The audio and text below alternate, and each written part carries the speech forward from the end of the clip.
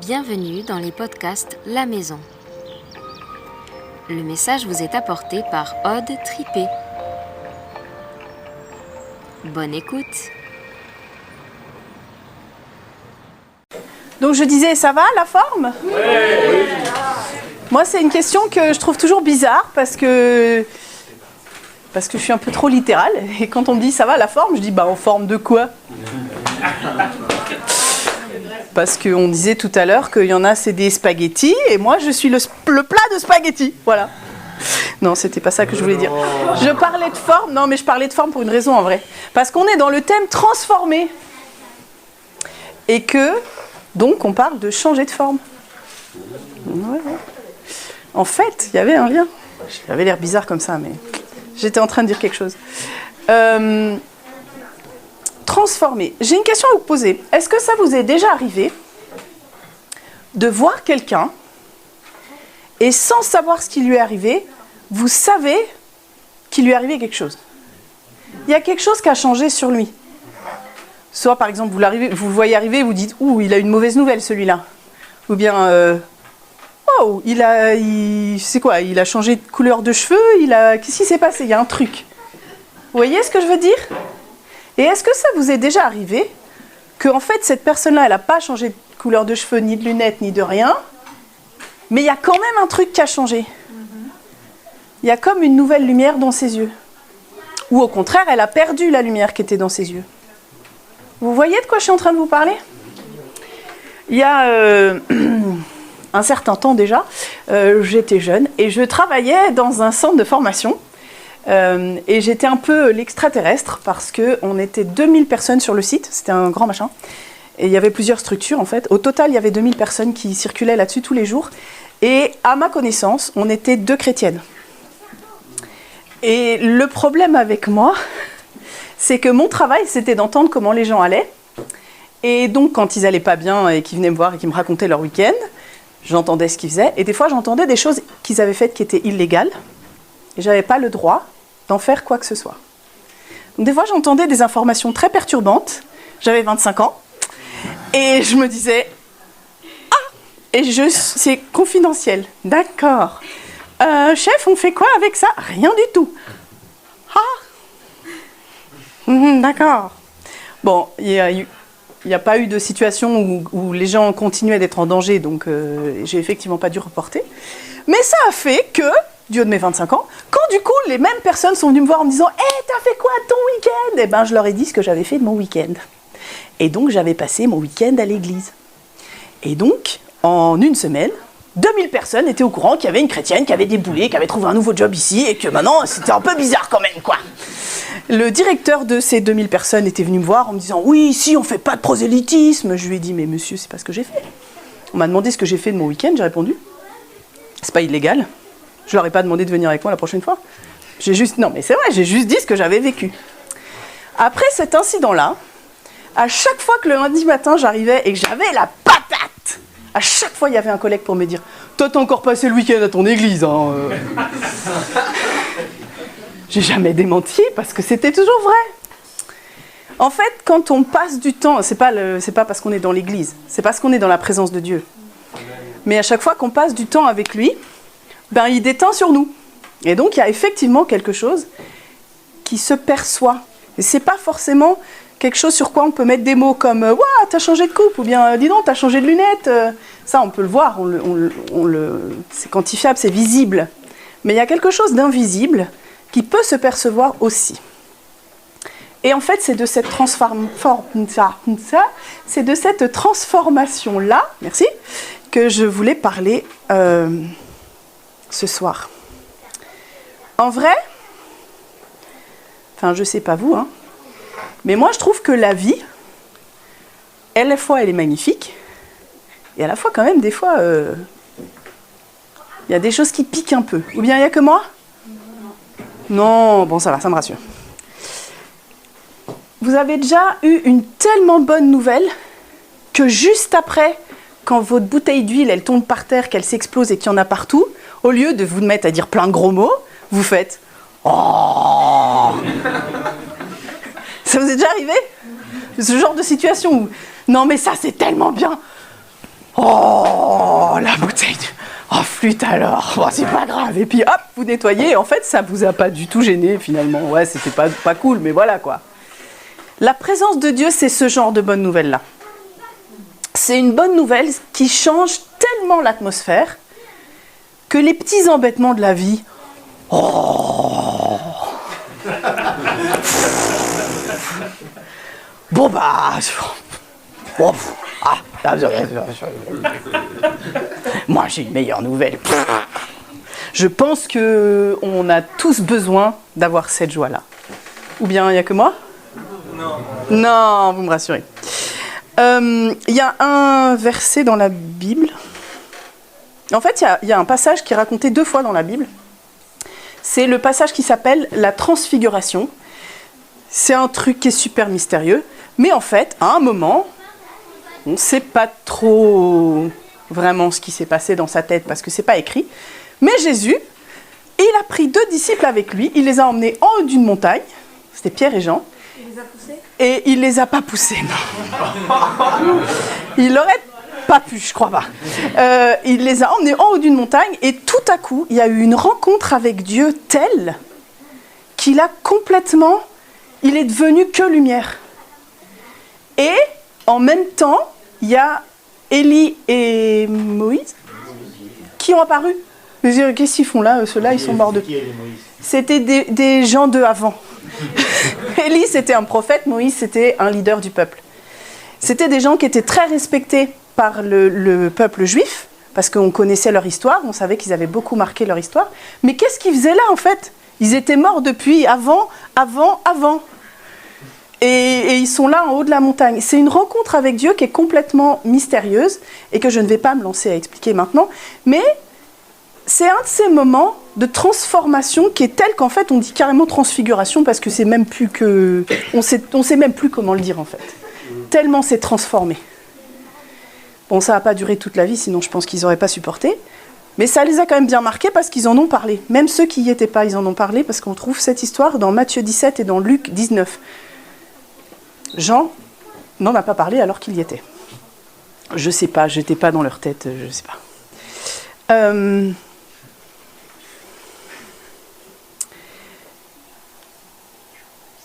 Il y a aussi ce passage qui dit... Nous tous qui, le visage découvert... Non, mais c'est pas ça qu'il faut que je dise. Il faut pas que je fasse... Je vais faire dans un autre ordre.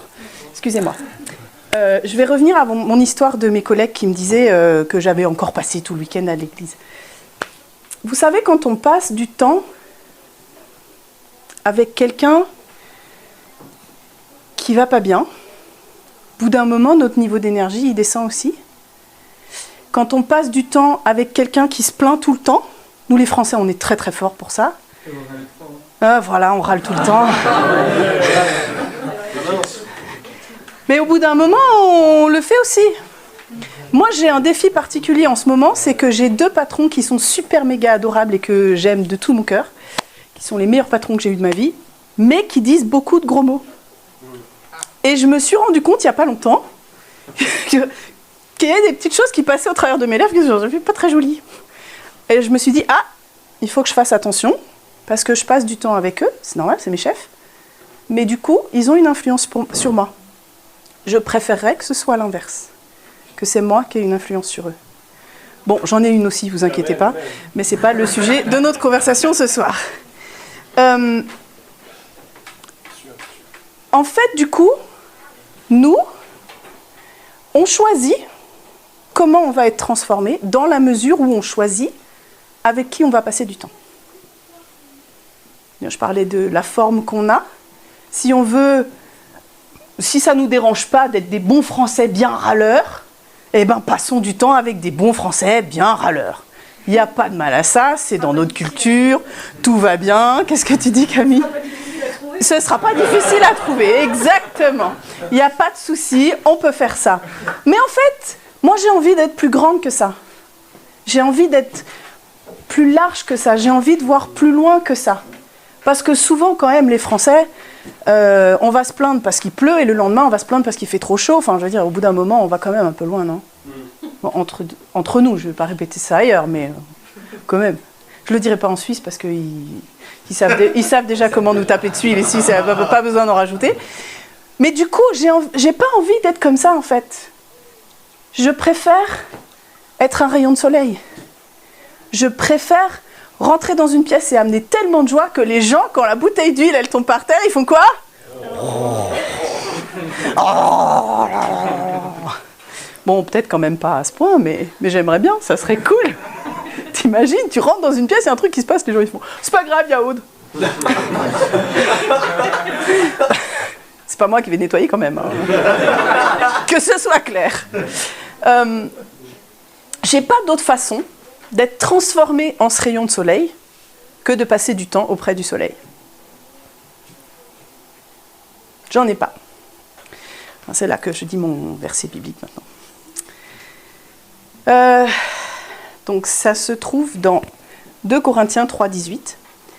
Nous tous qui, le visage découvert, contemplons comme dans un miroir la gloire du Seigneur, nous sommes transformés en son image, dans une gloire dont l'éclat ne cesse de grandir, ou de gloire en gloire. Mais moi j'aime bien cette version-là parce que c'est pas juste de gloire en gloire, je trouve trop abstrait. Dans une gloire dont l'éclat ne cesse de grandir. C'est là l'œuvre du Seigneur, c'est-à-dire l'Esprit. Je vais le redire encore en plus français courant. Nous, quand on prend du temps à regarder le Seigneur, comme dans un miroir, alors qu'en fait, on lui ressemble pas, ou bien est-ce qu'on lui ressemble ? Quand on regarde dans un miroir, ce qu'on voit, c'est soi. Quand je regarde dans un miroir, la fille que je vois, c'est Aude Tripé. Mais pourtant, la Bible me dit, nous tous qui, le visage découvert, contemplons comme dans un miroir la gloire du Seigneur. C'est comme si, en se regardant les uns les autres, en ayant passé du temps avec lui, en vrai, on pourrait choisir que ce qu'on est en train de regarder, c'est Dieu. La gloire de Dieu qui est là. Et on peut choisir de regarder autre chose. Hein. Je peux choisir de mon mari, que je connais très bien, que j'aime beaucoup, qui est mon héros personnel. Quand je le regarde, je peux choisir de voir ses manquements. Parce que qui d'autre que moi les connaît mieux ? Je nettoie. Voilà, en voilà un juste là. Mais, parce que je persévère à choisir de ne voir que, ou en priorité, ses qualités, et ce qui fait de lui qu'il est mon héros personnel, il est de plus en plus mon héros personnel. Est-ce que c'est logique ou pas, ce que je suis en train de vous dire ? Parce qu'on choisit comment on voit. Et quand on choisit de regarder la gloire de Dieu, c'est pas seulement les uns les autres. C'est je vais me faire une promenade en forêt, et ce jour-là, je suis pas de bonne humeur. Et je marche dans la forêt, et je vois des feuilles mortes, parce que c'est l'automne. Et en plus, il a plu, et je vais glisser, et je risque de tomber, et ça m'énerve. Là, j'ai fait la bonne française qui râle. Mais je peux choisir de me dire, en fait, c'est cool, parce qu'il a plu. Il va y avoir des champignons. Je pensais pas à ça, je pensais, maintenant il pleut plus. Mais ça va aussi les champignons, j'avoue, c'est pas mal. Je peux choisir de voir la gloire de Dieu dans cette forêt, même s'il y a des feuilles mortes et qu'il pleut et que machin. Ok ? Notre perspective et le choix qu'on fait va nous permettre de percevoir cette gloire ou pas. Le truc, c'est que si je ne la perçois pas, j'irai pas dans une gloire dont l'éclat ne cesse de grandir. Parce que je me dirais, ouais, Dieu, il est bon, mais aujourd'hui, il y a ça qui m'a énervé, mais Dieu, il est bon, mais aujourd'hui, il y a ça qui ne s'est pas bien passé, mais bon, Dieu, il est bon. Mais aujourd'hui, au final, Dieu, il est noyé là au milieu. Et c'est pas qu'il n'essaye pas de me montrer, c'est que j'essaye pas de voir. Ça va ? J'ai encore perdu personne ? Peut-être un ou deux. J'ai besoin d'être transformée, moi, pour mieux vivre ma vie. J'ai besoin d'être au contact de cette gloire. Bon, le mot gloire, on n'est pas non plus glorieux tous les matins, mais j'ai besoin d'être rempli de cette paix, j'ai besoin d'être rempli de cette joie, j'ai besoin d'être rempli de ce qui fait que je suis plus grande que moi-même, chaque jour à nouveau. Parce que chaque jour, il n'y a pas des bouteilles d'huile qui tombent, mais chaque jour, il y a des trucs... Et puis quand même, au bout d'un moment, la vie nous use un peu. Et puis il y a les petites choses, puis il y a les grosses choses. Il y a les petites mauvaises nouvelles et il y a les grosses mauvaises nouvelles. Et si je ne vais pas constamment, à nouveau, choisir de voir Dieu, de passer du temps dans sa présence, tout simplement, sa présence, elle fane.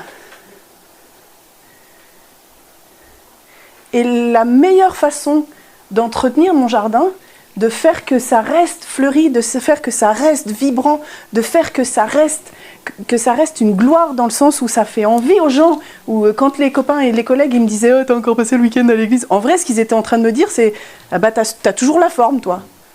T'as toujours la forme. » Il y en avait un qui m'avait dit d'ailleurs « Non, toi, je te demande pas comment tu vas, je sais déjà. Je dis « Bah quoi, ça t'énerve ?» Bah moi, ma réponse, c'est toujours l'opposé. Je lui dis « Bah fais un choix. Bah fais un choix. » Mais c'est vrai. Bon, ça l'avait fait réfléchir quand même. Un jour, il avait dit à un autre collègue, il s'appelait Hervé, il avait dit à un autre collègue « Non mais celle-là, regarde, elle a l'âge d'être ma fille, elle me parle comme si c'était elle ma mère, et puis en plus, elle a raison. » Qu'est-ce qui se passe dans ce cas-là? C'est pas moi qui ai raison. J'avais 25 ans, j'avais pas beaucoup de plomb dans la cervelle, mais j'étais tellement amoureuse de Dieu. Et je passais tellement de temps à lire la parole. J'étais célibataire, j'avais pas d'enfants. La vie était très différente. J'avais du temps. Et je lisais la Bible. Et je dévorais tout ce que je pouvais. Et je passais du temps avec mon pasteur. Et je passais du temps avec mes amis. Et on priait. Et j'étais tout le temps... J'étais pénible pour mes copains, je vous promets, j'étais pénible. J'étais tout le temps en train de dire « Tu crois que la Bible, elle parle de ça ?» Genre, c'est bon, on est juste au cinéma, là, tu peux nous lâcher. Ouais, mais tu crois que... Et en fait, à force d'avoir cette soif, ben, ça m'arrivait de dire des choses intelligentes. Je pense que ça m'arrive encore. Je pense que j'ai encore cette soif. Mais c'est pour ça que c'est surprenant. Parce que la sagesse de Dieu, elle ne dépend pas de notre âge, en fait. Et je dis ça intentionnellement, sachant que la plupart d'entre vous sont plus jeunes que moi. C'est pas parce que vous êtes jeune, c'est pas parce que vous avez peut-être pas beaucoup de plomb dans la cervelle, que vous n'êtes pas capable d'apporter une parole de sagesse qui va vraiment impacter quelqu'un. Parce que vous êtes au contact, en choisissant d'être au contact de Dieu, vous êtes au contact de la plus grande source de sagesse. Et ça peut arriver, ils disent des choses qui nous dépassent. Toujours sur ce lieu de travail, on avait une fois par an une fête où on invitait les conjoints et les enfants et les familles des employés. Et une fois, il y a une des épouses qui est venue me voir et qui m'a dit « Alors, c'est toi, Aude ?» J'ai dit « Oui ». Elle me dit « Il faut que je te dise merci ». J'ai dit « Ah bon ?» Elle me dit « Je pense que tu as sauvé mon couple ». J'ai dit « Pardon ?» En fait, on travaillait sur un site de paysagistes et d'horticulture. Et un jour, en rigolant, j'avais dit à mon collègue « Hé Jean-Pierre, en rentrant chez toi, tu t'arrêtes à la pépinière, tu prends un bouquet de fleurs à ta femme ?» Il avait trouvé ça rigolo et il avait pris un bouquet de fleurs à sa femme. Et comme j'avais su qu'il l'avait fait, j'avais trouvé ça marrant. Donc de temps en temps, je lui disais « Hé, dis à ta femme qu'elle est belle aujourd'hui !» Et en fait, à chaque fois que je lui disais un truc, il le faisait. Moi, je savais pas. Moi, j'ai pensé qu'il l'avait fait que la première fois. Après, je le taquinais, c'était ma blague, quoi. Oui, sauf que c'était ma blague qui a fait qu'au bout d'un moment, sa femme, elle a dit « Il se passe quoi? Pourquoi tu me dragues ?» Il lui dit « Non, je te drague pas !» Et il lui a raconté ce que je lui disais et il lui a dit « J'ai pensé que c'était une bonne idée, alors pourquoi pas ?» Et elle m'a dit « Avant qu'il commence à faire ça, j'avais pas réalisé que je m'ennuyais dans notre couple. » Et quand il a commencé à faire ça, je me suis dit « Mais ça pourrait à nouveau être fun !» Parce que c'était même pas ma sagesse, j'ai même pas fait exprès, j'ai jamais imaginé qu'il allait le faire à chaque fois, quoi. Et des fois, il rentrait chez lui, il se disait « Ah oui, Aude, m'a dit de dire à ma femme qu'elle est belle. »« Chérie, tu es belle !» Je ne sais pas ce qui se passait dans sa tête non plus, mais en tout cas, ça a eu un impact. Un de mes versets préférés, c'est Jacques 1,5 qui dit « Si l'un de vous manque de sagesse, qu'il la demande à Dieu qui la lui donnera. Car il donne à tous, généreusement et sans faire de reproches. » Je vais redire parce que c'est juste trop bien. « Si l'un d'entre vous manque de sagesse, qu'il la demande à Dieu, qui la lui donnera, car il donne à tous, généreusement et sans reproche. » Parce que bon, je fais la fille, ouais, je disais des trucs trop bien et tout. Je disais aussi des trucs très stupides. Je continue d'en dire d'ailleurs, mais je ne dis pas que ça. Mais j'ai accès à cette sagesse. Et j'ai le choix et j'ai le droit de choisir d'avoir accès à cette sagesse. Et j'ai accès à cette immense paix qui vient dépasser toutes nos circonstances. Et j'ai le choix et j'ai le droit de venir la demander. J'ai accès à cette immense joie qui fait que quand la bouteille d'huile tombe, je me dis « Oh !» Et j'ai le choix et j'ai le droit d'aller la demander et la réclamer, quelles que soient mes circonstances. Et quelles que soient les bêtises que j'ai faites juste avant. Parce qu'il ne va pas commencer à faire le compte de mes bêtises, Dieu. Il ne va pas commencer à me dire « Oui, alors par contre, à tel moment, et puis là, dis donc, et ça, qu'est-ce qu'on fait avec ça? On en parle pas Il n'est pas comme ça. Mais il connaît encore mieux que moi mes manquements. À la place, quand je viens vers lui, il me dit « De la sagesse, oui, t'en as besoin, ma chérie, oui. Viens, je te donne. » Et si tu n'en as pas besoin, il t'en donne pas? Je ne sais pas si tu n'en as pas besoin. Je ne sais pas si c'est possible d'être trop sage. Je ne sais pas si c'est possible d'être trop dans la paix. Je ne sais pas si c'est possible d'être trop dans la joie. Je sais qu'il y a des fois où on perd le contrôle tellement on est dans la paix et dans la joie. Parce qu'on rigole tellement que ça devient un petit peu bizarre. Mais est-ce que c'est un problème? Je ne crois pas. Je crois qu'au contraire, plus on se remplit de joie, plus on a de chance d'impacter le monde autour de nous aussi.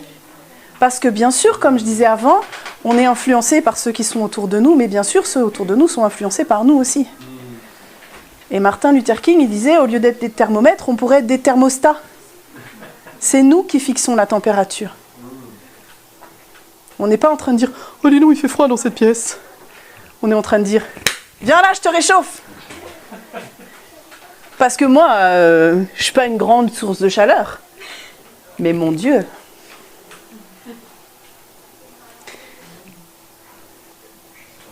Et c'est là que c'est bon de connaître le Saint-Esprit comme mon ami. C'est là que c'est nécessaire de connaître le Saint-Esprit comme mon ami. Et vous voulez une bonne nouvelle? Pour le connaître comme ton ami, il suffit de lui demander. C'est vraiment pas plus compliqué que ça. Il suffit de lui dire, ben Saint-Esprit, j'ai besoin de toi. Et que ça se manifeste de n'importe quelle façon. Que ça veut dire que je me mets à rire, que ça veut dire que je me mets à pleurer, que ça veut dire que je me mets à parler dans des langues bizarres, parce que ça, c'est des choses qui se passent dans la Bible. Ok, il y a des gens qui sont mis à parler en langue, ils sont mis à parler dans des langues qu'ils n'avaient jamais apprises, mais que les autres comprenaient. Voilà. On ne sait pas à quoi ça ressemble parce qu'il est beaucoup plus grand que nous et qu'il fait des choses qu'on ne comprend pas complètement. Mais ce dont on a l'assurance, c'est qu'il est bon. Amen. C'est qu'il est bon. En fait, c'est tout simplement mon invitation ce soir. Juste qu'on lui demande, Saint-Esprit, viens être notre ami. Saint-Esprit, viens et remplis-nous. Saint-Esprit, viens et change notre perspective. Saint-Esprit, viens et sois notre influence, qui fait que nous, on est les thermostats. Nous, on rentre dans une pièce et on dit, il fait trop froid, mais tu vas voir. On va réchauffer ici. Parce que c'est lui dont tout le monde a envie en vrai. Qui n'a pas envie d'être heureux? Qui n'a pas envie d'être dans la joie? Qui n'a pas envie de se savoir tellement aimé qu'il n'y a rien qui le perturbe?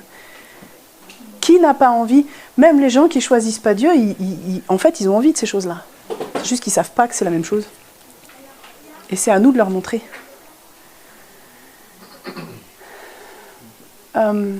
Messieurs les présidents, est-ce que je prie moi ou est-ce que... Ouais. Alors, je vais vous proposer de fermer les yeux. Et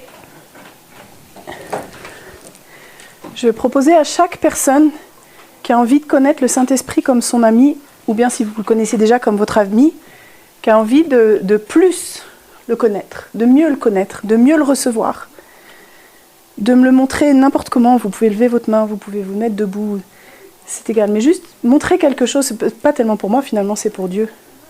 Que lui, il voit que vous êtes en train de signaler que vous voulez plus de lui. Et je vais prier. Saint-Esprit, merci parce que tu es cet esprit sans reproche. Ce Dieu aimant sans aucun reproche.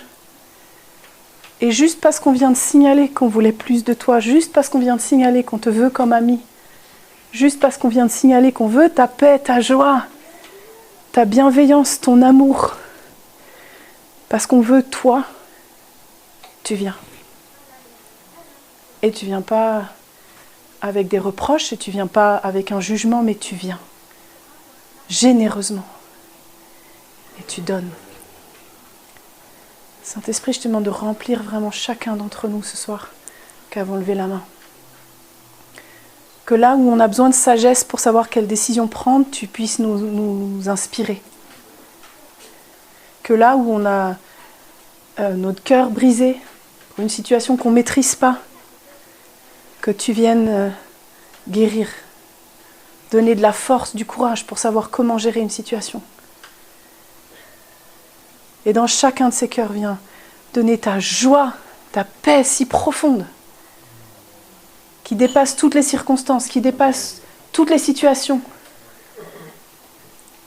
Viens avec ta présence si tangible qu'on a envie de te prendre dans nos bras, alors qu'en vrai c'est toi qui nous prends dans tes bras. Viens nous visiter, viens nous transformer, viens toucher nos entrailles pour nous donner tout ce dont on a besoin. Et merci tellement qu'on peut revenir encore dans 10 minutes si on en a encore besoin. Et qu'on peut revenir encore demain matin, et demain à 10h, et demain à midi, et toutes les heures du jour et de la nuit si on veut. Parce que tu es toujours disponible et jamais on te dérange. Continue de nous remplir avec ta présence qui est comme un bon lait chaud. Tellement nourrissante. Cette image est comme si certains étaient comme des... Je vois comme des bols. Puis ces bols, ils sont appelés à être remplis d'huile. Peut-être qu'il y a déjà de l'huile dans ton bol. C'est comme si Dieu met plus d'huile pour que tu puisses déborder. Amen. Et ce soir, j'aimerais vraiment t'inviter. Si tu veux plus de l'huile de Dieu, de l'huile de son amour, si tu veux plus de sa présence, la Bible nous compare le Saint-Esprit à de l'huile dans nos vies. Si tu veux plus de cette onction, de sa présence en lui, en toi, qui prend toute ta place. Si tu veux te le laisser prendre plus de place en toi, je vais t'inviter à te lever là où tu es. Je vais vraiment t'inviter à te lever. Je veux, Seigneur, que tu prennes plus de place dans ma vie.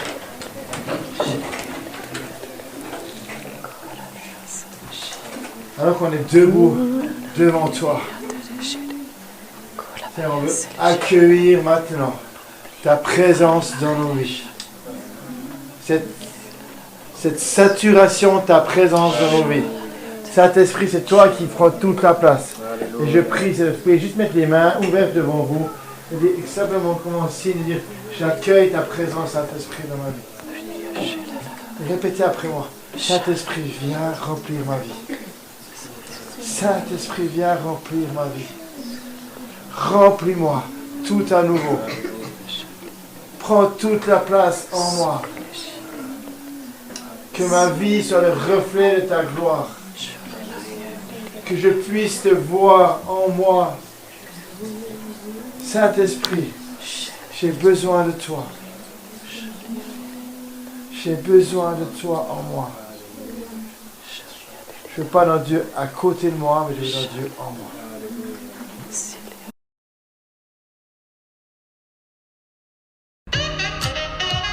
Merci pour votre écoute. On se retrouve très bientôt dans les podcasts de la maison. Merci à Hot Trippé pour son message. Et n'hésitez pas à nous retrouver au Lexington Café à Toulouse.